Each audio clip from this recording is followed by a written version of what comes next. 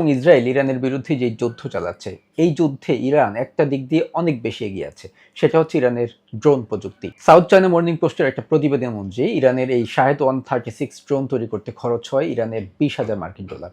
অন্যদিকে এই ড্রোনকে ভূপাতিত করতে মার্কিন যুক্তরাষ্ট্র যে পেট্রিয়ট ক্ষেপণাস্ত্র ব্যবহার করে, এই ক্ষেপণাস্ত্র তৈরিতে মার্কিন যুক্তরাষ্ট্রের ব্যয় হয় প্রায় $40 লক্ষ।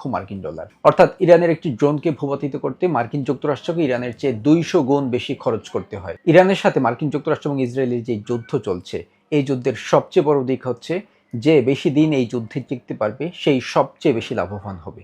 এদিক থেকেও ইরান অনেক বেশি এগিয়ে আছে। বিভিন্ন প্রতিবেদন বলছে ইরানের যে ড্রোন তৈরির সক্ষমতা রয়েছে, এই সক্ষমতা দিয়ে ইরান প্রতি মাসে 300 থেকে 500 শাহেদ 136 ড্রোন উৎপাদন করতে সক্ষম। অন্যদিকে যুক্তরাষ্ট্র মাত্র 200 থেকে 300 পেট্রিয়ট মিসাইল উৎপাদন করতে সক্ষম। লকহিড মার্টিন, যারা পেট্রিয়ট মিসাইল উৎপাদন করে, তাদের দেওয়া একটি তথ্য মতে 2025 সালে লকহিড মার্টিন মাত্র 5,000 পেট্রিয়ট মিসাইল উৎপাদন করতে পেরেছিল।